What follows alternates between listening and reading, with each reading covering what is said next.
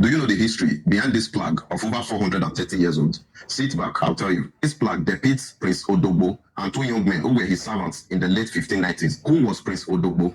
Prince Odogbo was the only surviving son of Oba Ehegbuda Nobu, who was the 18th Oba of Benin Empire. Years after Oba Ehegbuda ascended the throne, he became a very powerful emperor. His campaign success were mostly on Yoruba land in today's Western Nigeria. One of the most historical events during Oba Ehegbuda's reign was the separation of Benin Empire's boundary and Oyo Empire's boundary. They reached a peace treaty at Otun in today's Ekiti state. Despite the might of Oba Ehegbuda as an emperor, he wasn't lucky enough to have many male children. He had just one son, who was called Odogbo. Prince Odogbo was a very handsome young man. He was so handsome that the people mistook him for a woman because he had the facial look of a woman despite being a man. To the Christians, I would describe Prince Odogbo's handsomeness as that of Absalom in the Bible. If you don't know about Absalom, read about 2 Samuel 14 verse 25 to 33. You will know how handsome Absalom was. Prince Odogbo, being the heir to Oba Ehegbuda's throne, was a great concern to the Benin people and the chiefs at that time. So they confronted Oba Ehegbuda that Prince Odogbo was a woman, and not until Oba Ehegbuda proved the masculinity of Prince Odogbo, he will never ascend the throne after Oba Ehegbuda must have joined his ancestors. And this became a pressure upon Oba Ehegbuda. The pressure became much on Oba Ehegbuda. He had no option than to ask his son Prince Odogbo